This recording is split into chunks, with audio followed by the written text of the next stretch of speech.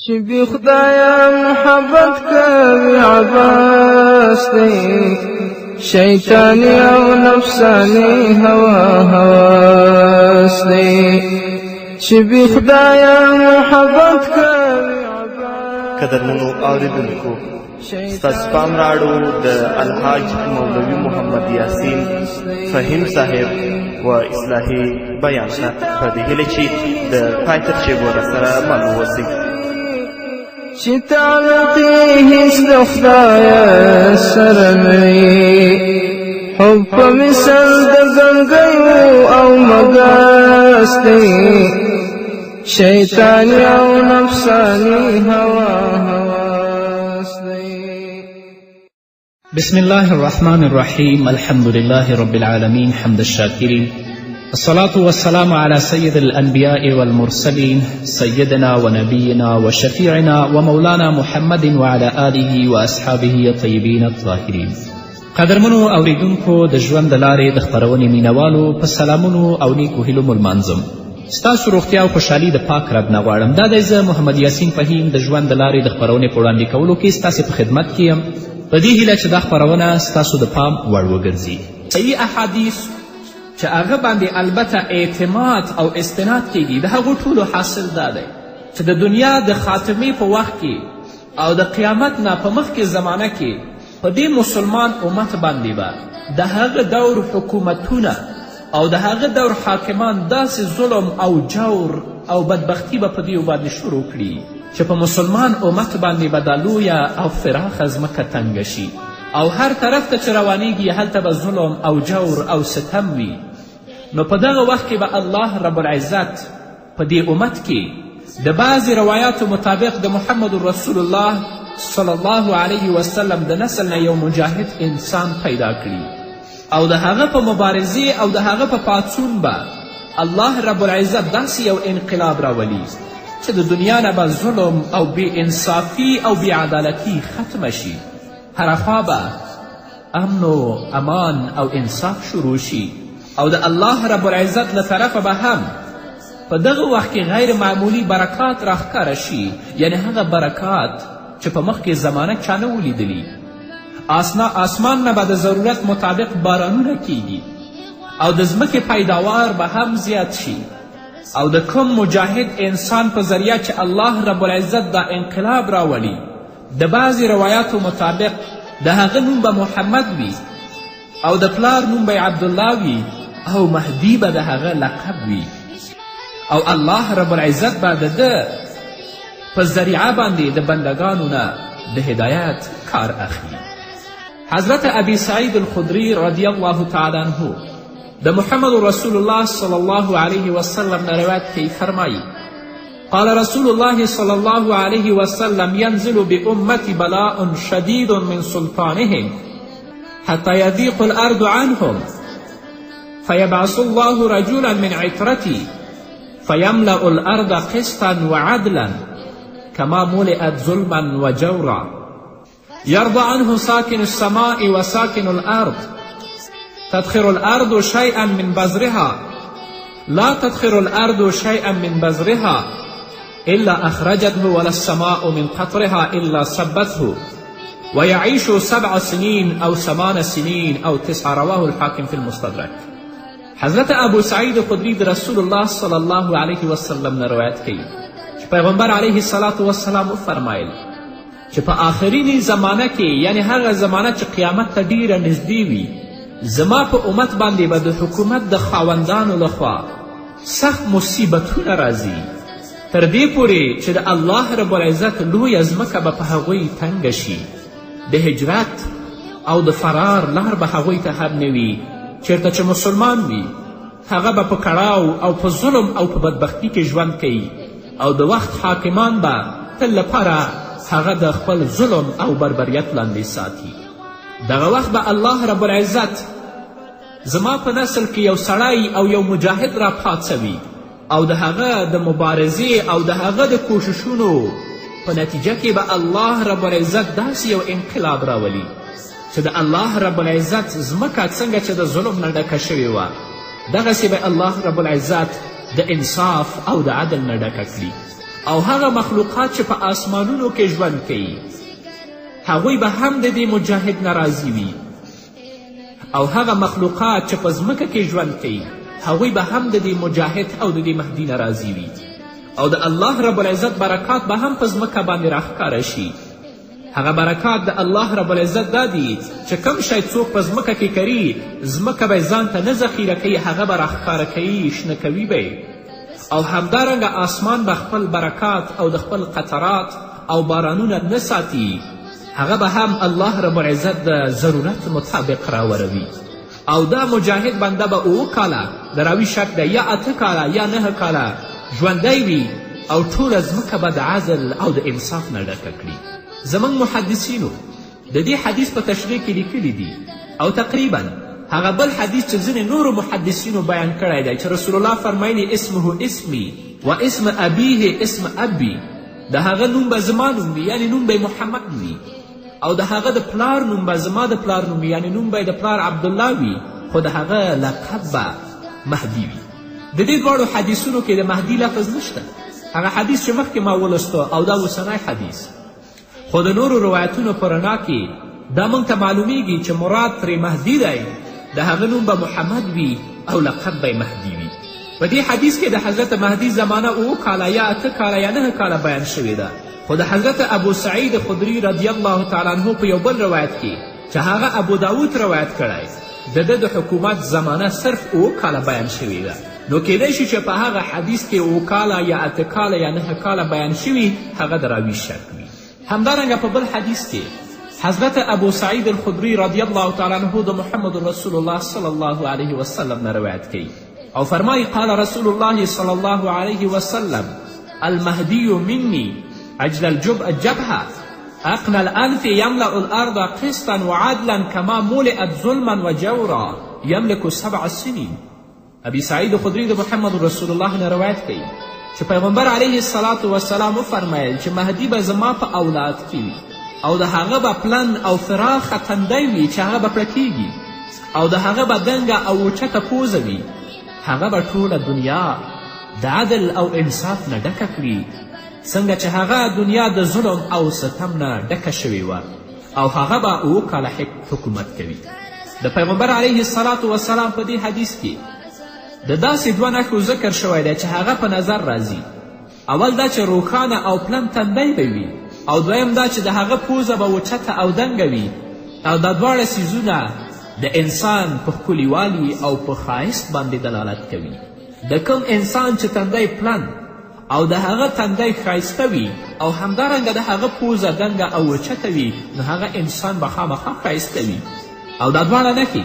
چې پیغمبر علیه الصلاة وسلام په دې حدیث کې ذکر کړي د هغه نه دا مطلب اخیستل پکار دي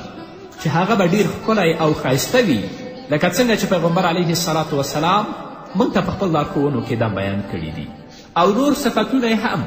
پیغمبر علیه الصلاة وسلام په خپل نورو حدیثو کې بیان کړي دي. حضرت جابر رضی الله تعالی عنه د پیغمبر علیه الصلاة وسلام نه روایت کوي چې پیغمبر علیه السلام فرمایل قال رسول الله صلی الله علیه وسلم یکون فی آخر الزمان خلیفة یقسم المال ولا یعده رواه المسلم. پیغمبر علیه الصلاة وسلام فرمایلی چې په آخري زمانه کې به یو داسې خلیفه یعنی یو برحقه سلطان او پادشاه وي، هغه څوک چې مستحقین دي، فقرا دي او مساکین دي، هغو ته به مال ورکوي او اصلا به هغه مال نه شماري، د هغه حساب به نه کوي. همدارنګه د مسلم په یو بل روایت کې دا الفاظ هم ذکر شوي دي چې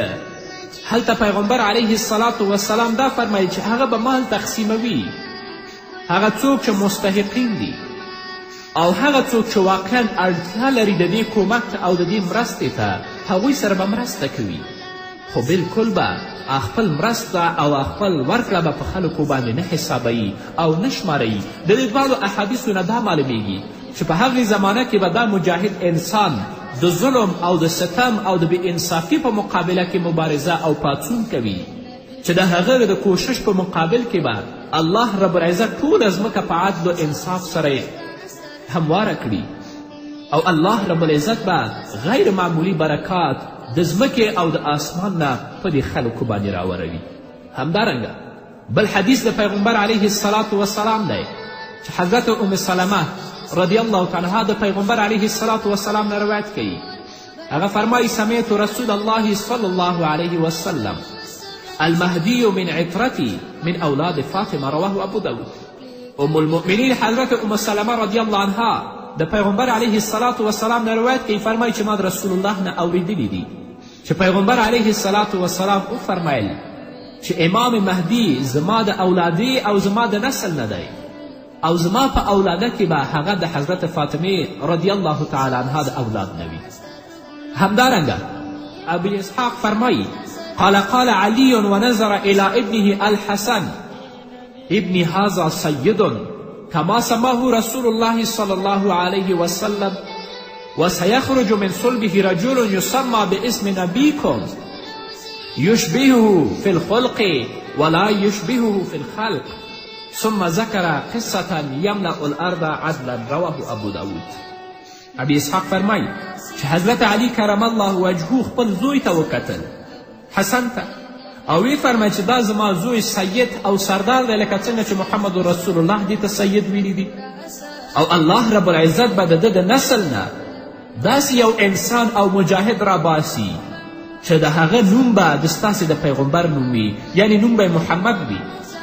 او پیغمبر علیه السلام سره به په اخلاق او سیرت کې هغه مشابه وي، یعنی کوم عادات او اخلاق چې د محمد رسول الله دي هغه به د مهدي وي، او پیغمبر علیه السلام سره به مشابهت په څیره کې نه لري، یعنی د پیغمبر علیه السلام مبارکه څهره یو شان او د مهدي به بل شوي. بیا حضرت علی کرم الله وجهه لویه قسم ذکر کړه چې په هغه زمانه کې به د هغه زمانې د دور حاکمان په مسلمانانو باندې جور او ظلم او ستم کوي، خو د دې د راتګ او د دې د پاڅون په مقابل کې به الله رب العزت هغه ظلم او ستم ختم کړي او ټوله دنیا به د عدل او د انصاف نه ډکه شي. قدرمنو اوریدونکو د خپرونې په دې وخت کې راځو لنډې دمې ته. د دمې نه وروسته زموږ خپرونه دوام لري، په دې هیله چې تاسو هم زموږ ملتیا وکړئ. چې بې خدایه محبت کوي عباس دی، شیطانی او نفسانی هواس دی. قدرمنو اوریدونکو بیا هم زموږ سلامونه او نیکې هیلې ومنئ، په دې هیله چې تاسو تر دې دمه زموږ ملتیا کړې وي. د حضرت مهدي متعلق د احادیثو د تشریح په سلسله کې دا خبره هم ضروري معلومه شوې چې د دوی په هکله د اهل سنت والجماعت د مسلک او د تصور او د شیعګانو د مسلک او د هغو د تصور مطابق فرقونه او اختلافونه موجود دي، ځکه چې اهل تشیع د ناواقفه او د جاهلو خلکو په وړاندې باندې داسې خبره کوي چې د مهدي د ښکاره کېدو په لړ کې د دواړو ډلو اتفاق دی، حالانکه چې دا خبره بالکل غلطه ده. هغه زموږ اهل سنت والجماعت ورونه چې د امام مهدي په هکله باندې پوره معلومات نه لري، لکه څنګه چې پیغمبر علیه السلام موږ ته په احادیثو کې بیان کړه، نو اهل تشیع هغوی ته فرمایي چې د امام مهدي په هکله زموږ او ستاسو هیڅ کوم اختلاف نشته، او حال دا چې د دوی خبره بالکل غلطه ده، ځکه د مهدي په باره کې د شیعګانو چې کومه عقیدې دي انشاءالله په نورو خپرونو کې به هغه زه تاسو ته بیان کړم چې اهل تشیع د امام مهدي په هکله څه عقیده لري. نو د امام مهدي په هکله د اهل سنت والجماعت مسلک او تصور بیل دی، او د اهل تشیع مسلک او تصور بیل دی. د اهل سنت والجماعت عقیده او تصور د امام مهدي په هکله دا دی چې قیامت ته به نږدې یو وخت داسې راشي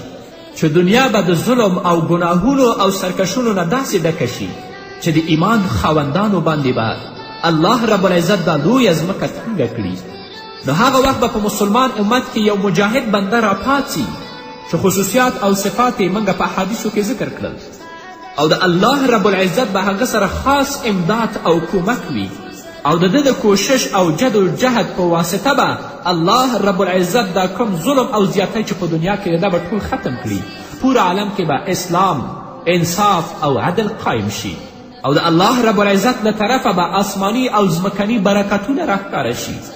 د احادیثو نه دا هم معلومیږي چې په دې زمانه کې به دجال راووځي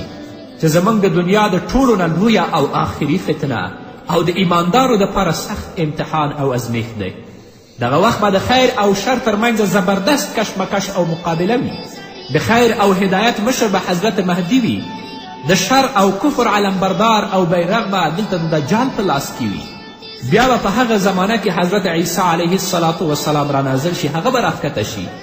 او د هغه په ذریعه به الله رب العزت د دجال او د هغه فتنه ختمه کړي. انشاءالله د حضرت عیسی علیه السلام په هکله به تاسو سره زه وغږیږم. نو غرض دا دی چې د حضرت مهدي په هکله د اهل سنتو مسلک او تصور دا دی چې کومه ما تاسو ته په دې خپرونه کې بیان کړ، خو د شیعه عقیده د دې نه بلکل مختلفه او غلطه ده او دا د هغوی په عقیدو کې گویا چې جز د ایمان د هغو دی. نننۍ خپرونې وخت کم دی چې د اهل تشیع د عقیدې په هکله چې کومه عقیده د مهدي په هکله لري زه تاسو ته هغه بیان کړم.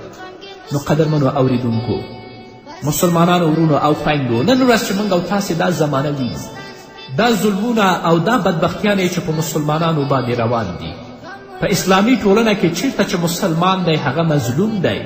د اسلام د دښمنانو، د انسانیت د دښمنانو او همدارنګه هغه پادشاهان او حاکمان چې ځان ته مسلمانان وایي د هغو لاسونه د مسلمانانو په وینو باندې سره دي او تل لپاره په مسلمان باندې ظلم کیږي او مسلمان په مصیبت او په کړاو او په ستونزو کې ژوند کوي. بې عدالتي، بې انصافي او ظلم او غصب خو خپل حد ته رسېدلی چې موږ او تاسې په خپله سترګو باندې وینو. الله رب العزت دې په موږ او تاسو باندې رحم وکړي او په دې باندې پوه شئ هغه ظالمان او بدبختان چې مسلمانان یې تل لپاره د خپل ظلم او ستم لاندې راوستي دي او هغو باندې زیاتی کوي، د دې ظلم او د غصب او د ستم مزل ډېر لنډ دی. الله رب العزت به د پیغمبر علیه السلام په نسل کې داسې یو مجاهد را پاڅوي چې هغه سره به د الله رب العزت مدد او کومک وي چې دا د ظلم او د بربریت او د بدبختی زمانه به بلکل بدله شي. په ټوله دنیا کې به عدل او انصاف قایم شي او هغه ظالمان او وحشیان چې د هغو د ظلم او د بربریت لاسونه د مسلمانانو په وینو باندې سره ول، هغه به الله رب العزت ذلیل او رسوا کړي او په دې زمانه کې به دجال هم راوځي چې دا په مسلمان او ایمان والاو باندې ډېره سخته فتنه ده، ډېر سخت ازمیښت او امتحان دی چې د هغه په هکله په مخکې خپرونه کې ما تاسو ته معلومات درکړی. نو الله رب العزت دې موږ په خپل ایمان او په خپل دین باندې داسې قائم او مستحکم ولري چې د دې دور د حاکمانو د ظلم په مقابل کې او د دې د وحشیانه اعمالو په مقابل کې هم صبر وکړو او همدارنګه هغه فتنه د دجال چې په موږ او تاسې را روانه ده چې الله رب العزت موږ خپل دین او اسلام باندې داسې قایم ولري چې په هغې فتنه کې موږ د اسلام د مستقیم لارې نه بل خوا قدم کېنږدو. الله رب العزت دې په موږ او تاسو ټولو باندې رحم وکړي او دا کوشش وکړئ چې خپل کورنیو کې تل لپاره د الله رب العزت کلام رایج کړئ، د محمد رسول الله لارښوونې رایج کړئ، خصوصا په خپل اولاد کې یا هغه ماشومان چې ستاسو په کورنۍ کې ژوند کوي دا اوس نه تاسو هغوی ته اسلامي روزنه ورکړئ، هغوی د الله د کلام نه پوره خبر کړئ، د رسول الله د لارښوونو نه پوره خبر کړئ او دغه لویې نښې او نښانې چې د قیامت چې په موږ او تاسو باندې را روانې دي د هغو په هکله هغوی ته پوره معلومات ورکړئ. او که موږ او تاسې په خپله یا زموږ او ستاسې کورنۍ یا اولاده داسې په غفلت کې ژوند وکړو، د الله د دین نه، د الله د کلام نه، د رسول الله د لارښوونو نه اصلا خبر نه اوسو، نو کیدای شي چې هغه فتنې په موږ او تاسو باندې را روانې دي د هغو په فتنو کې بیا صابر نه اوسو، کیدای شي چې په هلاکت او بدبختي کې وغورځېږو. الله دې موږ او تاسو ټولو ته توفیق راکړي چې د خپل دین او د خپل ایمان ساتنه پوره وکړو او د الله کلام او د رسول الله صلی الله علیه وسلم احادیث په خپل کورنیو کې رایج کړو او د خپل اولاده د دې په رڼا کې وروزو په دې هیله. قدرمنو اورېدونکو، دا وه زموږ نننۍ خپرونه چې ستاسو درانه حضور ته وړاندې کړه. تر بلې خپرونې پورې چې زه بیا هم ستاسو درانه حضور ته حاضرېږم، تاسو ټول په پاک رب سپارم بند او پاتې ورځ نیکمرغه پاک الله مو مرشي. چې بنا د محبتي پر دنیا وي، چې بنا د محبتي پر دنیا وي، محب نه دی خود غرض هواش دی، شیطانی او نفسانی هواس دی، چې بی خدایا محبت کوي عباس دی، شیطانی او نفسانی هواس دی. په دنیا ما تړزړه مسلمانا په دنیا ما تړزړه مسلمانا هر مومن لار دنیا لکه قفاس دی